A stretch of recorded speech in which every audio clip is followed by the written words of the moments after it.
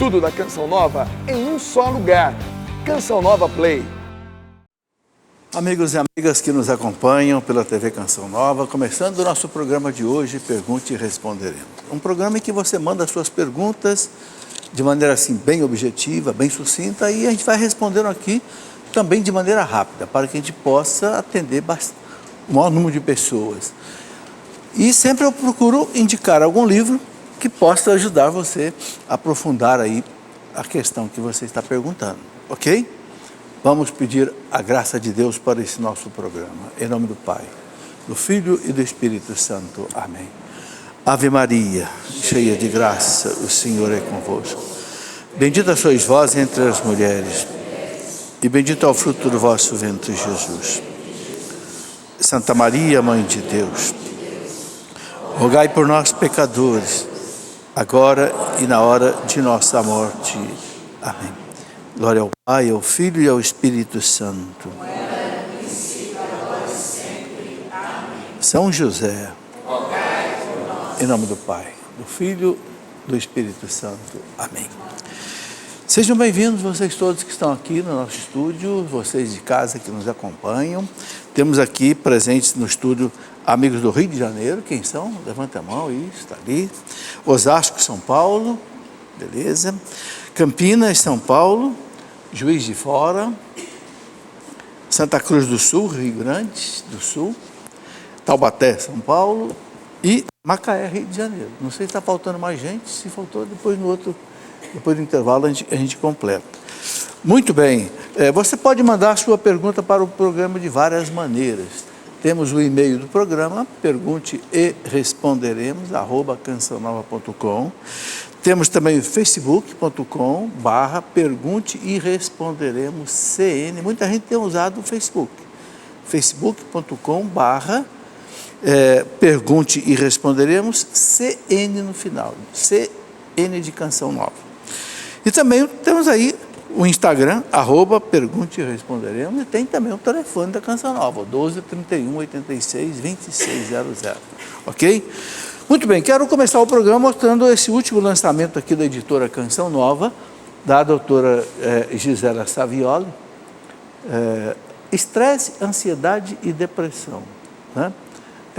Doutora Gisela é nutricionista e faz uma correlação aqui entre a alimentação e a questão do estresse, ansiedade e depressão. Como prevenir e tratar através da nutrição. Realmente algo que nunca tinha lido, não tenho a menor ideia, né, da correlação que existe entre alimentação e depressão, mas a doutora Gisele entende do assunto. Está aí pela TV, pela editora Canção Nova. Muito bem, vamos aqui já às perguntas que chegaram, primeiro por e-mail e pelo Facebook. No segundo bloco são as perguntas que chegaram,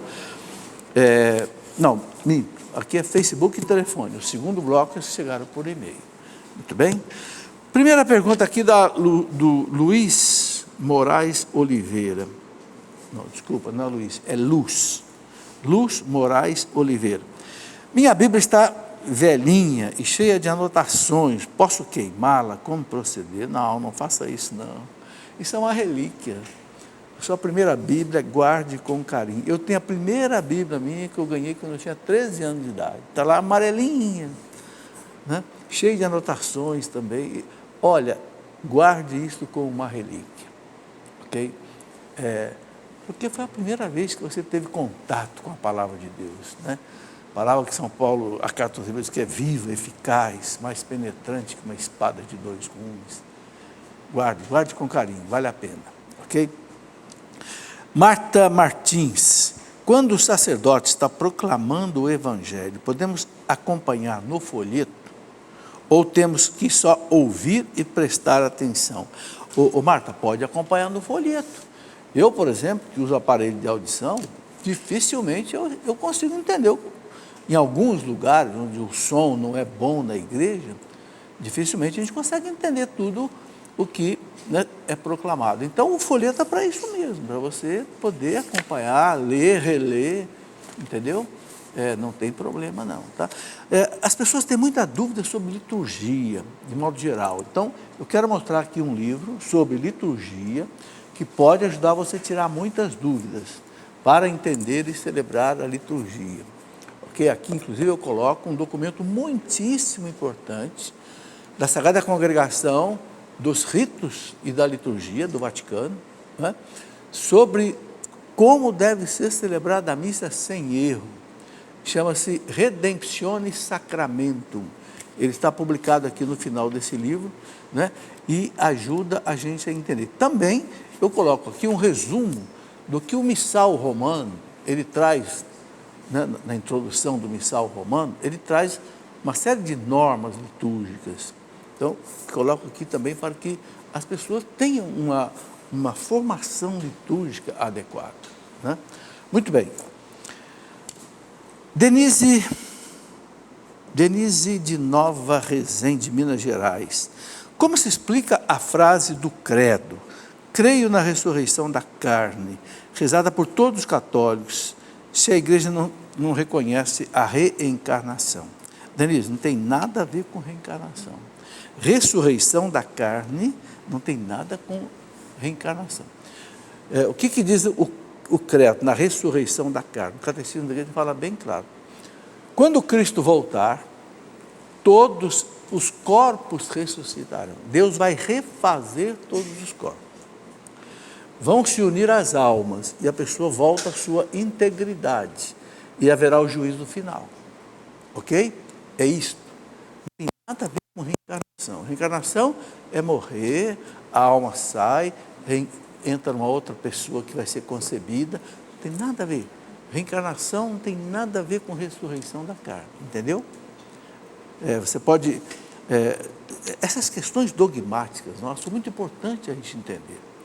É por isso que eu escrevi esse livro, Os Dogmas da Fé. Você vê que ele é meio grossinho aqui, ó, porque aqui eu coloco todos os dogmas que a igreja acredita sobre Deus, quem é Deus, sobre o Pai, sobre o Filho, sobre o Espírito Santo, sobre a Virgem Maria, sobre a liturgia, sobre os sacramentos, sobre os mandamentos, sobre a moral católica. O que a igreja tem que é definitivo, que não muda. Santo Agostinho dizia assim: na essência, a unidade, é o que está aqui. E que está no catecismo da igreja, evidentemente. Né? Na dúvida, a liberdade, em tudo a caridade.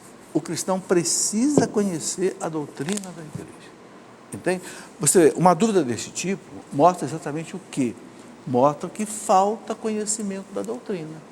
E é por isso que eu faço esse programa. E faço questão de responder qualquer pergunta, eu não fico assim...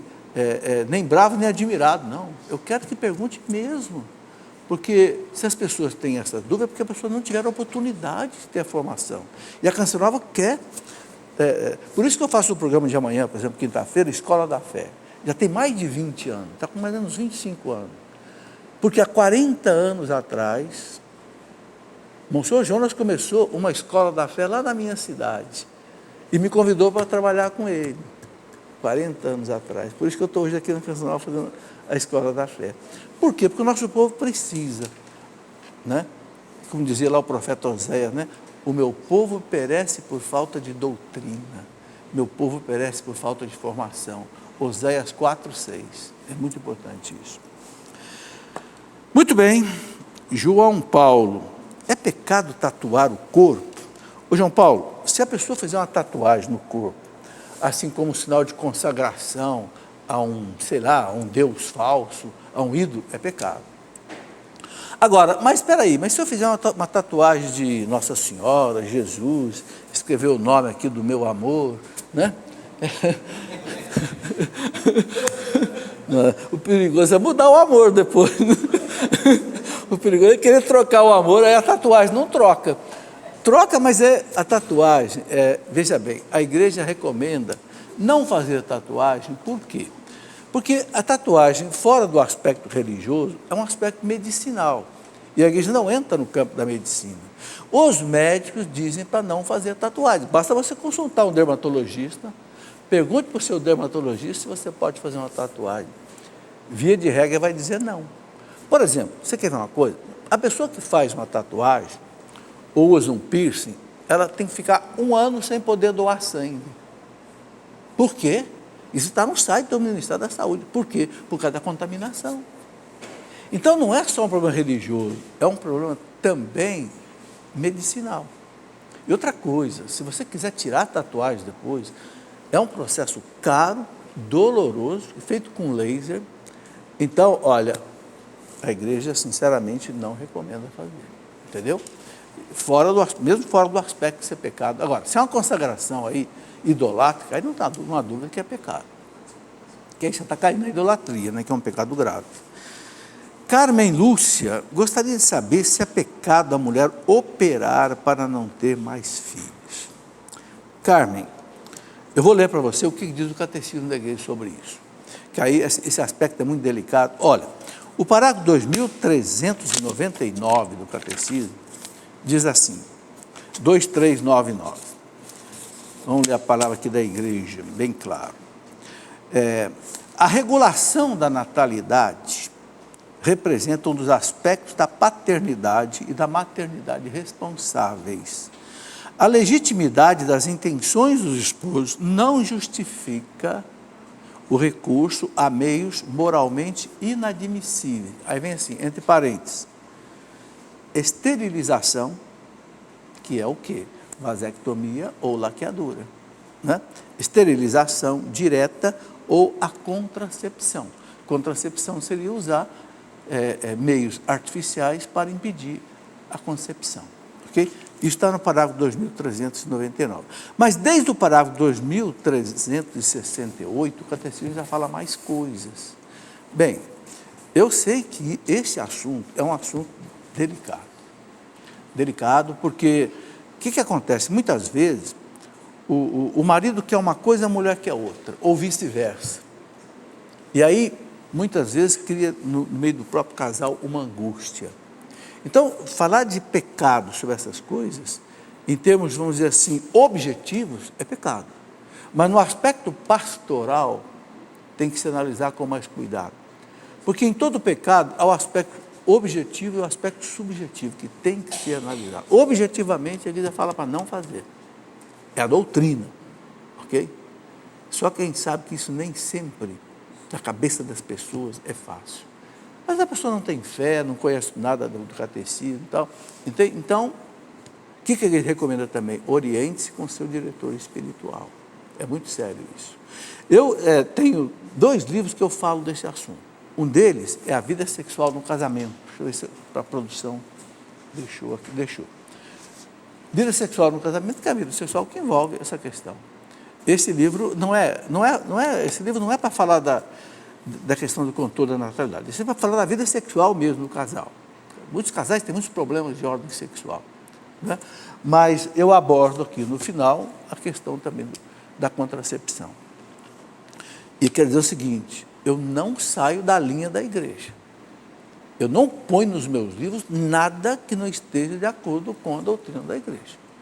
Catecismo, encíclica dos papas, ok? Os documentos das Sagradas Congregações do Vaticano, porque eu não tenho nada para ensinar para ninguém.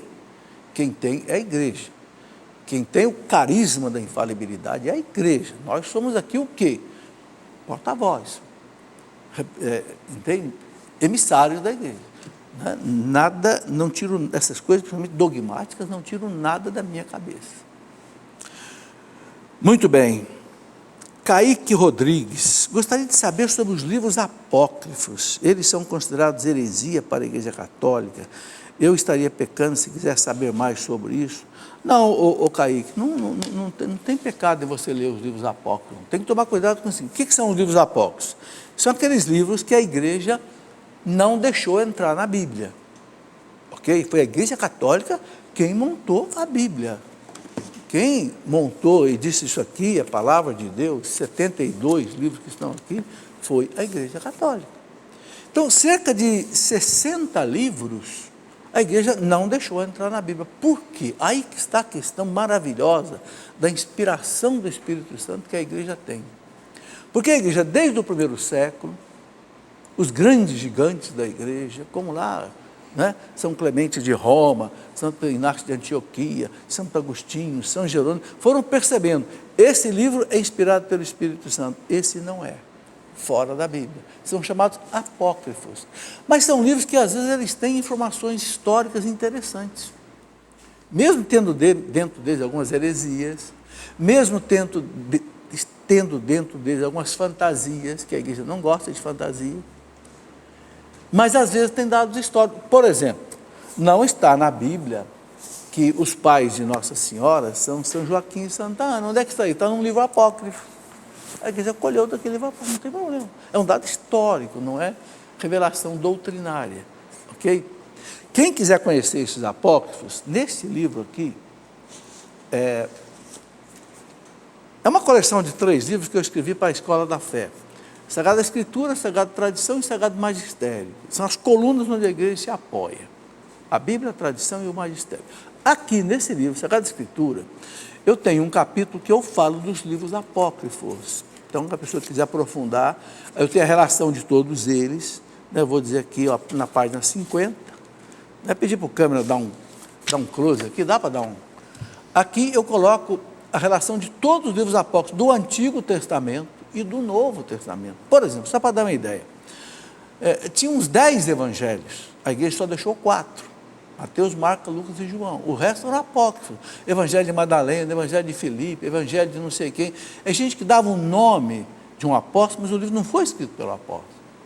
Atos tinha mais ou menos uns 5, 6, só ficou um. Atos dos Apóstolos de São Lucas. Ok?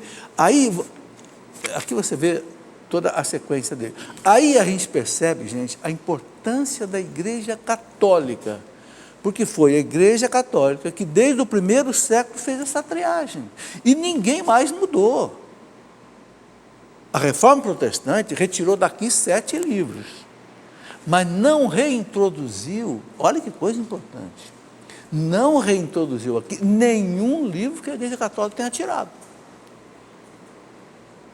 Ou seja, a própria Reforma Protestante endossou o que desde o século I, século II, Concílio de Cartago III, Concílio de Cartago IV, Concílio de Trullo, Concílio, né, de Trento, que a igreja fez a depuração daquilo que era ou não palavra de Deus.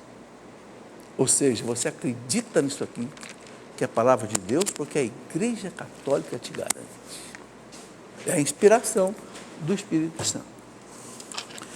Maristela Oliveira. Durante a missa, na oração eucarística, sempre se diz: lembrai-vos dos nossos irmãos que adormeceram na paz do vosso Cristo e de todos os falecidos cuja fé só vós conheceis. Ela diz que dá a impressão que alguns faleceram na fé do Cristo, outros não faleceram na fé do Cristo. É isso? É isso mesmo. Infelizmente, tem gente que morre na fé, e tem gente que às vezes morre sem acreditar em Deus. Então é isso mesmo. Então, Deus não tira a liberdade de ninguém. A igreja reza por todos, mas a igreja sabe que, infelizmente, né, nem todos morrem na fé do Cristo e da igreja. Nem todos foram batizados, nem todos quiseram viver a fé do Cristo e da igreja. É isso mesmo, né? Então, essa é a questão. Um livro sobre a morte, que muita gente me pergunta. Eu fiz um trabalho também em cima daquilo que a igreja ensina sobre a morte, né? É esse livro que nós chamamos aí de O Cristão Diante da Morte, né? Toda a questão da morte, o que vem depois, céu, inferno, purgatório, vinda de Cristo, né? Juízo particular, juízo final. O que a igreja ensina? Isso é chamada escatologia.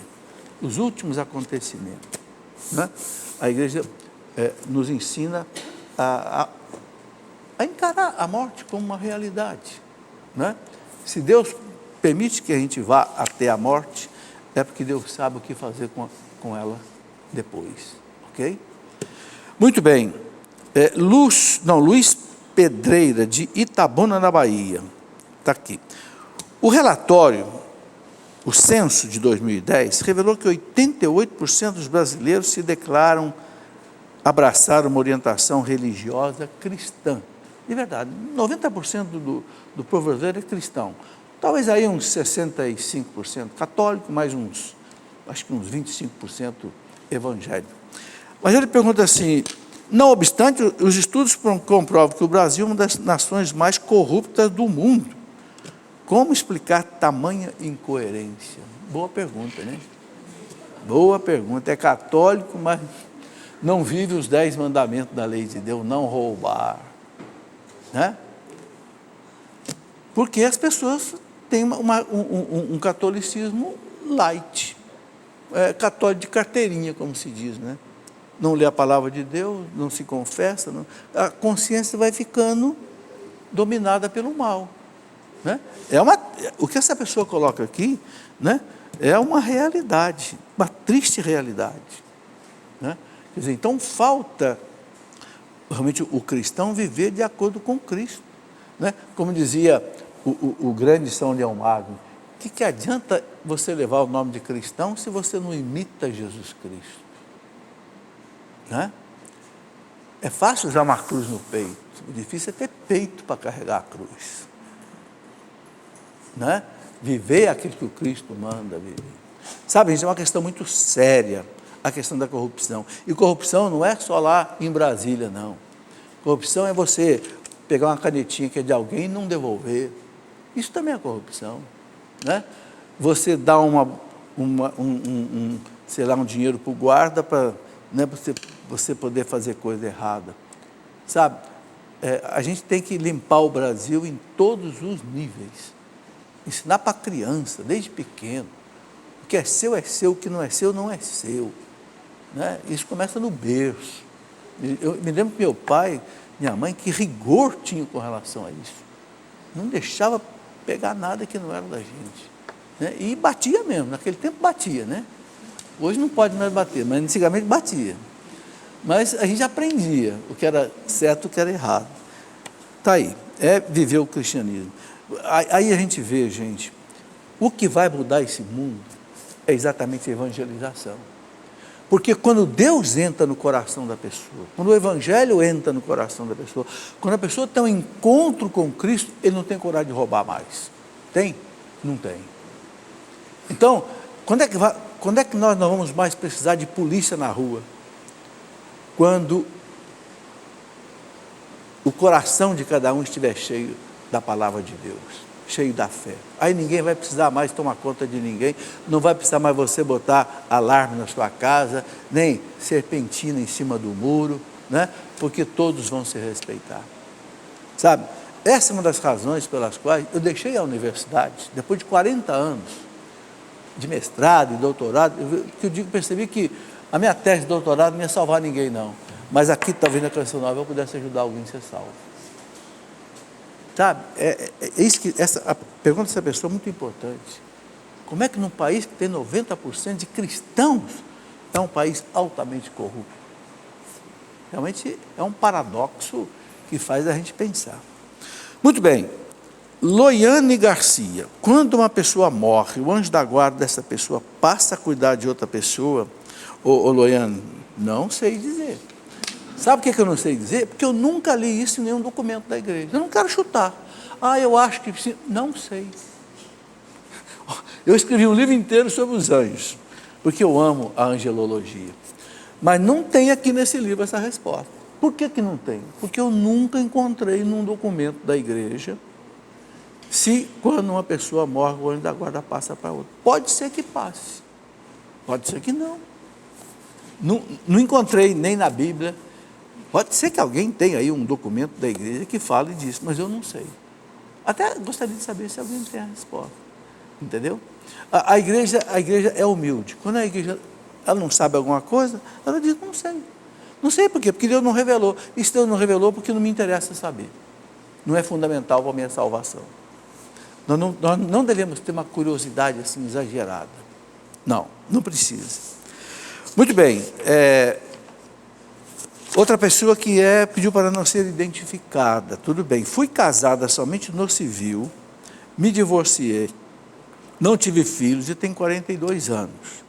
Mesmo vivendo tudo que já vivi, eu ainda teria alguma chance de me tornar freira? Sim.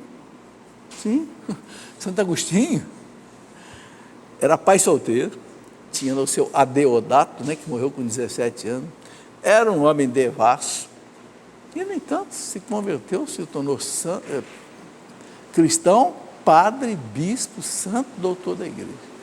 Claro que, evidentemente, aqui vai depender de uma análise pastoral, do bispo ou de uma congregação que possa te receber, mas, teoricamente falando, doutrinariamente falando, não há impedimento. Você não foi casada na igreja, né? Então, diante da igreja, você nunca foi casada. Claro que outros aspectos vão ter que ser analisados. Natália Souza, a aparição de Nossa Senhora das Graças em Pesqueira, no Pernambuco, reconhecida pela igreja. Olha, o que eu sei, Natália, é que a diocese lá, o bispo autoriza as celebrações ali, as pessoas irem ali orar. Muita gente acredita nessas revelações de Nossa Senhora em Pesqueira, né? Agora, não é obrigado a pessoa acreditar. A igreja deixa assim, é o chamado livre uso da fé.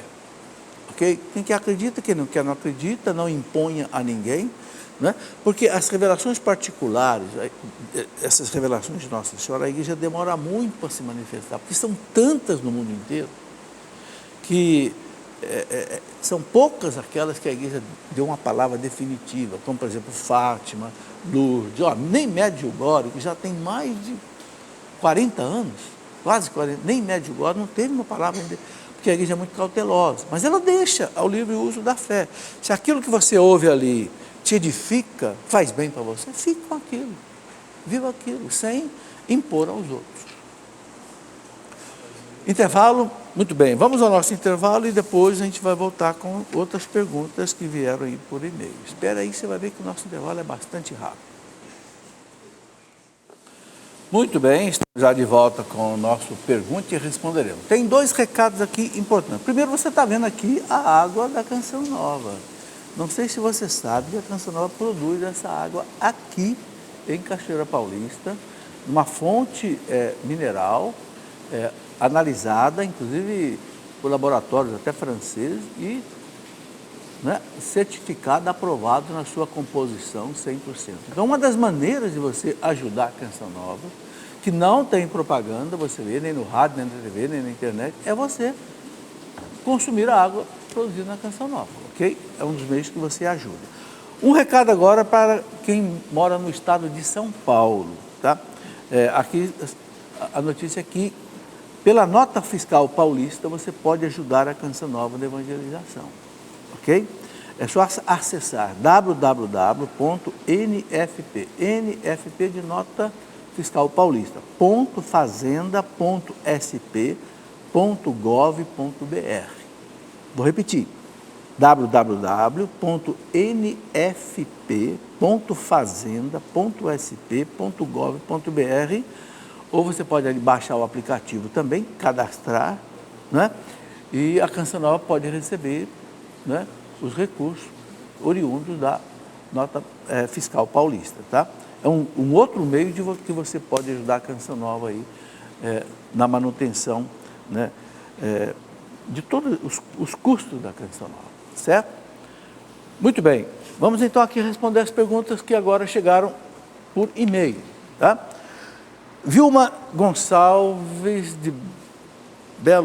de Pavuna, Rio de Janeiro.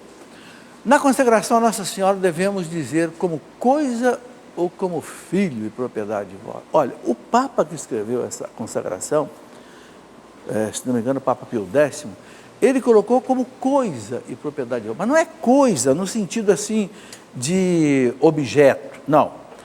É coisa no sentido de uma realidade, do latim rex, que quer dizer uma realidade, né? Então não é pejorativo você dizer coisa e propriedade de vós. Não, o Papa nem teria colocado isso. Eu tenho visto muita gente usar filho e propriedade vossa, filho, eu não acho errado. Nossa Senhora entende do mesmo jeito, né? Mas o Papa colocou coisa, pode colocar. Porque Deus, lá no início da Bíblia, em Gênesis, Êxodo, era tão rigoroso. Veja bem, essa questão é uma questão que faz parte da moral antiga. Não é que Deus era rigoroso, não é que Deus era assim, um carrasco que mandava matar e etc, etc.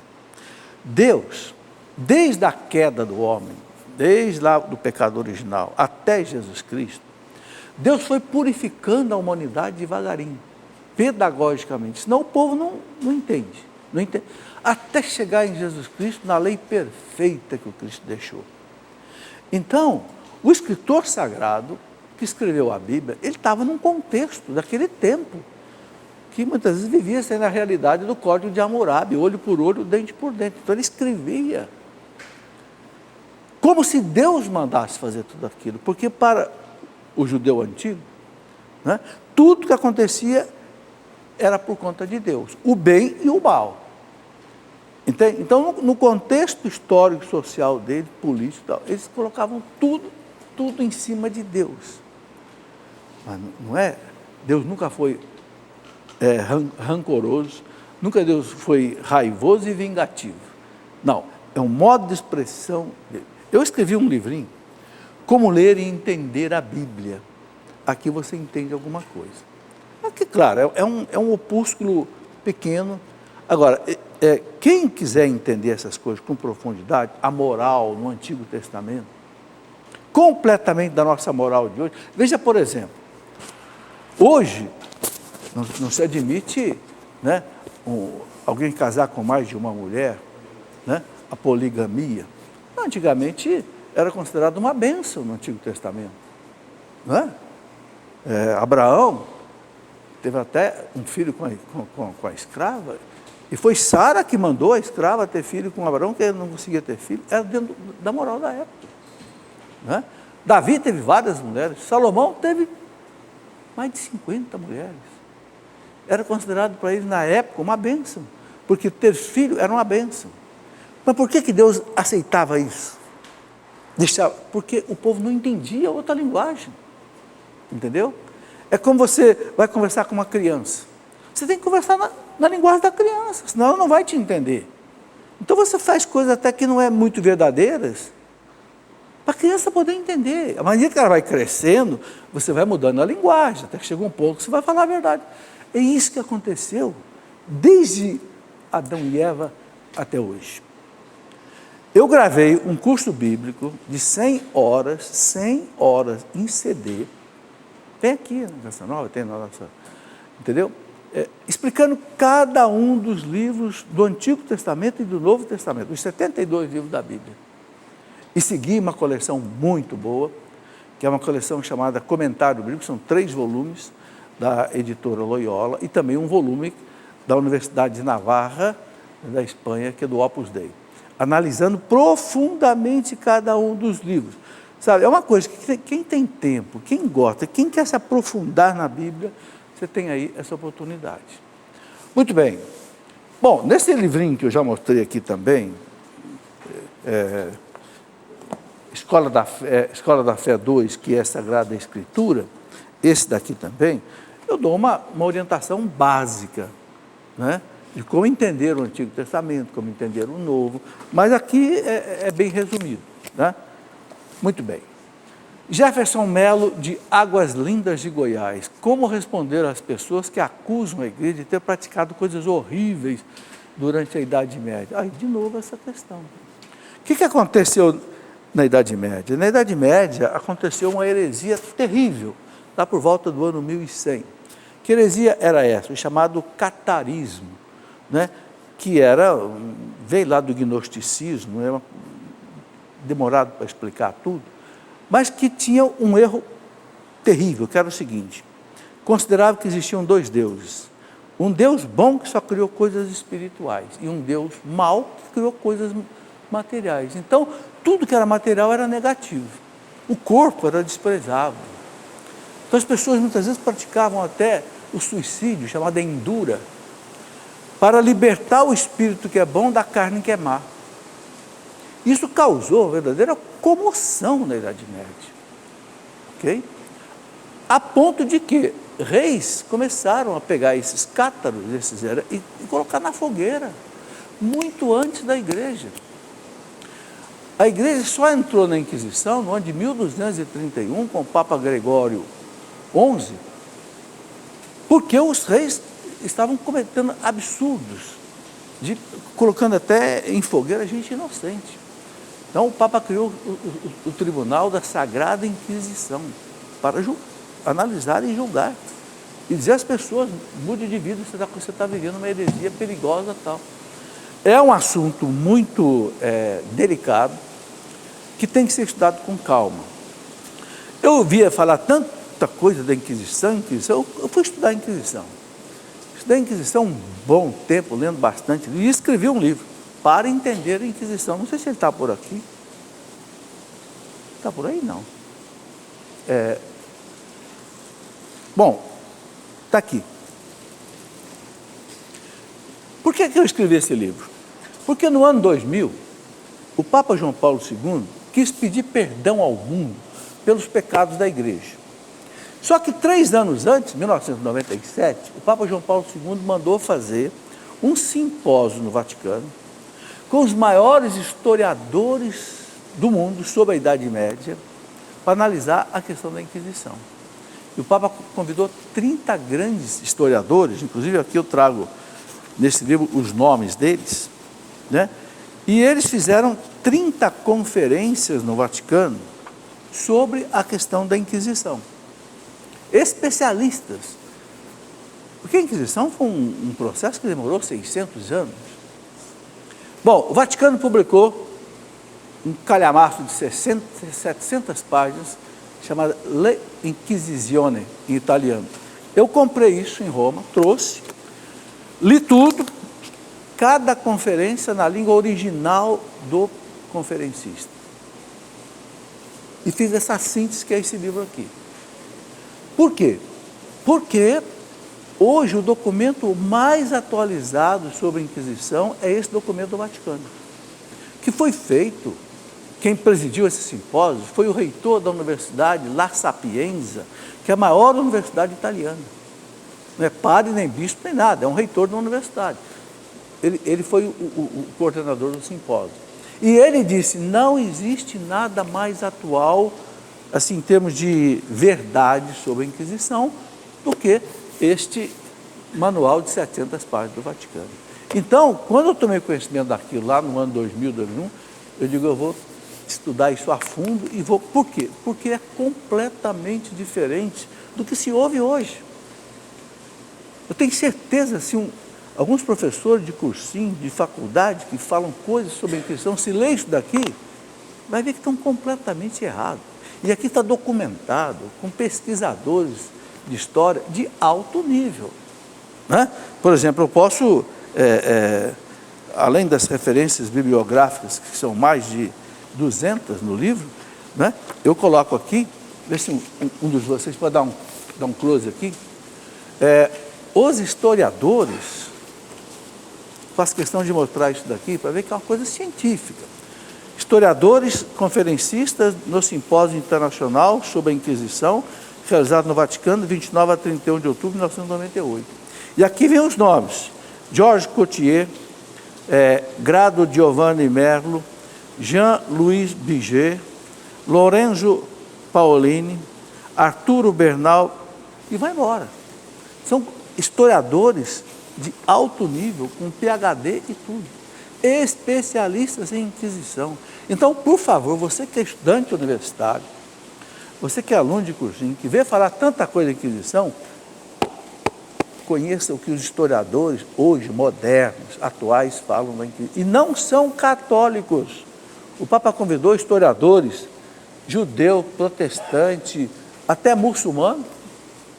O critério foi científico para participar desse simpósio. Ok? Claro, o ideal seria que você lesse o compêndio do Vaticano, mas ele não está traduzido no Brasil, por isso que eu fiz esse trabalho de compilar, junto com outros livros, evidentemente, Daniel Hopes e outros mais, para colocar um pouco sobre a Inquisição. Esse é um assunto seríssimo, porque se usa muito para bater na igreja. É um assunto que nunca sai de moda. Quem quer bater na igreja, você pode explicar, o assunto volta. Por quê? Porque é um prato cheio para bater na igreja. Mas se tira do contexto histórico da época. Houve erros? Houve. Mas olha, você sabia que teve inquisidores que eram santos? São Pio V foi inquisidor. São Raimundo de Penafort, espanhol, foi inquisidor. São Domingos de Gusmão trabalhou na Inquisição. Será possível que esses santos eram loucos, assassinos? Claro que não, senão não teriam sido canonizados, não é? Francisca Rodrigues, nós católicos podemos fazer jogos de apostas? O que a igreja diz sobre isso? Ô Francisca, pode. A igreja não condena 100%, mas a igreja condena o quê? O vício. A pessoa deixar de comprar o arroz e feijão para ficar apostando. Não, aí não. Sabe, aquela apostinha assim, então, não há uma condenação expressa da igreja. Mas cuidado, né? O perigo do jogo é o vício. A igreja não proíbe um jogo de lazer, um bingo, não, a igreja não proíbe. Então, agora, não faça disso um meio de ganhar a vida, não. Ganharás o pão de cada dia com o suor do teu rosto. É pelo trabalho que a gente vai se manter. Esta é a doutrina da igreja. Não quer ser identificado. Sexo no namoro é pecado? É pecado. E se já tiver acontecido, não iremos mais para o céu? Não, pode ir para o céu sim, tem confissão. Oh! Ué! Gente, Jesus morreu na cruz para quê? Para a gente não ir para o inferno. Curto e grosso, Jesus morreu na cruz para nós não irmos para o inferno. Ele pagou o preço de qualquer pecado. O catecismo da igreja diz uma coisa maravilhosa. Não sei se eu tenho marcado aqui o parágrafo, eu marco aqui alguns parágrafos, né? Marquei, 982. O pessoal pensa que eu sou o catecismo de cor, não sei não, é que eu tenho umas colinhas aqui que me ajudam. O parágrafo 982, olha que coisa bonita aqui do parágrafo 982. Eu gosto de dar um close aqui, porque aí o pessoal vê que está no catecismo mesmo. Olha aqui, ó. Olha aqui que bonito. Não há pecado algum, por mais grave que seja, que a Santa Igreja não possa perdoar. Não existe ninguém, por mal e culpado que seja, que não deva esperar com segurança seu perdão, desde que seu arrependimento seja sincero. Acabou. Se você se arrependeu, né? Se confessou, mudou.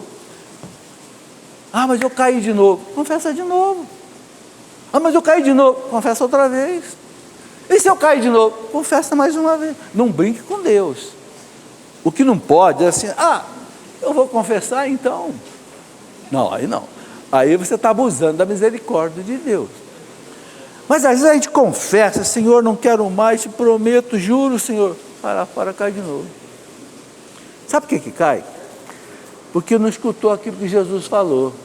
Vigiai e orai, meu filho, porque o espírito é forte, mas a carne é miserável. O humano é fraco. Não tem casal de namorado que não tenha tentação. Só se não for homem e mulher de verdade. Mas se for homem e mulher de verdade... Eu tive namorada, sabe? Eu namorei 4 anos. É duro mesmo vencer. Olha, eu escrevi até um livro, né? O brilho da castidade, porque é uma luta. Mas sabe, tem que rezar, tem que vigiar. Se você sabe que naquela ocasião, naquele lugar, naquele carro, vai dar zebra? Não vai. Vigia, reza. Nossa Senhora é protetora da castidade, São José é protetor da castidade. Eu sei que é difícil mesmo, mas vale a pena lutar, né? Tem aí o PHN, né, da Canção Nova. Vamos lá. Dionata Batista. Romarias e procissões são idolatria? Se não, como explicá-las para aqueles que as consideram desta forma? Não é idolatria. Se fosse idolatria, a igreja não aprovaria. O que é a procissão? A procissão é um meio de manifestação pública da nossa fé. A gente manifesta a fé de 2 maneiras. De maneira privada, particular, e de maneira pública. Ok? Deus é dono do mundo. Deus é o Senhor do universo. Deus merece um culto público. É o que a gente faz na procissão.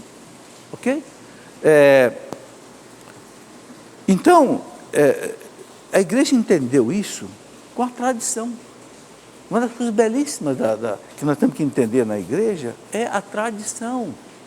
O que é a tradição? É aquilo que não ficou escrito na Bíblia, mas que veio dos apóstolos, dos santos padres, e chegou até nós.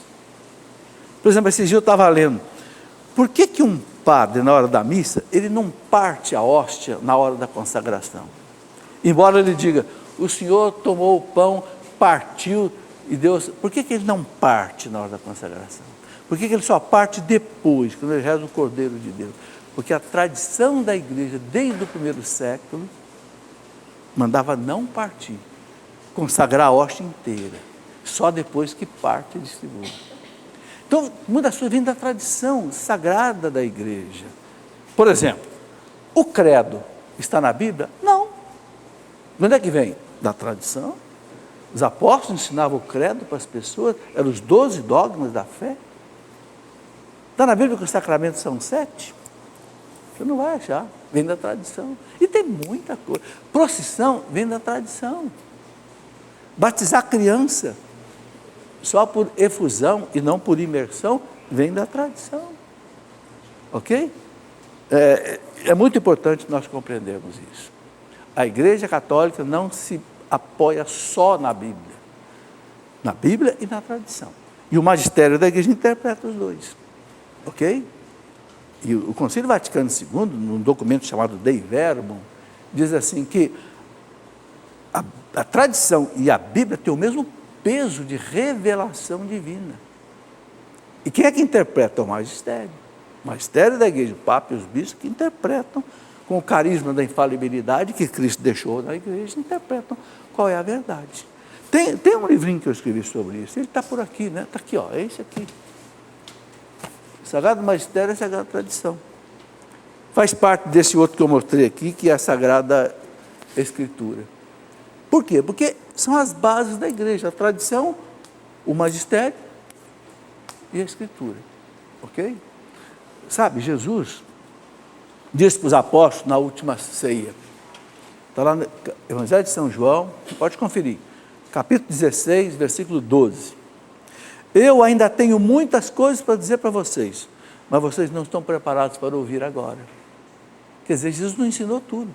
O que ele disse em seguida? Versículo 13, quando vier o Paráclito, o Espírito da verdade, ensinar-vos-á toda a verdade. Então Jesus deixou que o Espírito Santo, quando descesse a partir de Pentecostes, ele ia assistir à igreja. É muito bonito. Eles ensinar-vos-á toda a verdade. Repare o verbo, ensinar-vos-á no futuro. São João diz, quando termina o evangelho dele, São João diz assim, se fosse escrever tudo que Jesus disse e fez, o mundo inteiro seria pequeno para conter todos os livros que precisariam ser escritos. Quer dizer, não foi escrito tudo. Escrever antigamente, gente, era muito difícil, não tinha papel como hoje, não. Então, Cristo deixou o Espírito Santo para conduzir a igreja até hoje. É o que vem da tradição. O que mais? Vamos aí. Ok, para responder as perguntas que estão aqui. Tem duas perguntas aqui. O que é o pecado contra o Espírito Santo? O Catecismo diz que o pecado contra o Espírito Santo não é um pecado de um ato cometido. Roubar, matar, não. O pecado contra o Espírito Santo é o endurecimento do coração. A pessoa sabe que está errada. Deus deu a graça dela entender que ela está errada. Mas ela não aceita que está errada e não quer mudar. É o endurecimento do coração. Exemplo, aqueles no tempo de Jesus, que sabiam que Jesus era Deus, pelos milagres que ele fazia, no entanto, quiseram matar Jesus porque não convinha seguir Jesus. É um pecado contra o Espírito Santo, é um endurecimento do coração, ok? É isso, né? Depois outra pergunta, outra referência que eu quero fazer aqui, o Instituto da Canção Nova está completando 18 anos. Por que é importante falar isso? Porque esse instituto, ele atende crianças, eu não sei exatamente de que faixa até que faixa, gratuitamente, no ensino de qualidade, com formação religiosa. E tem, não me lembro, tinha uma época que tinha 2.000 alunos, eu não sei exatamente agora quantos são exatamente, não tem aqui. Mas o que eu quero mostrar é o seguinte, o trabalho social que a Canção Nova faz, né? E além de ter o Hospital Padre Pio, além de ter a Casa do Bom Samaritano, que atende indigentes, né? O projeto Progem, com jovens que recebem formação, né, técnica, etc. Então, tudo isso faz parte desse trabalho da Canção Nova, ok? Muito bem, tem mais tempo ainda? Não dá mais? Então, olha, muito obrigado a vocês que vieram participar aqui ao vivo e a cores, como se dizia antigamente. Quando a televisão era preta e branca, vocês não lembram disso, mas quando eu era menino, a televisão era preta e branca. Então, quando apareceu a televisão, agora ao vivo e a cores, né? Muito obrigado a vocês que acompanharam de casa, né? E quem estiver aí amanhã às 9 horas, temos a nossa Escola da Fé, ok? Um grande abraço a todos, fiquem com Deus.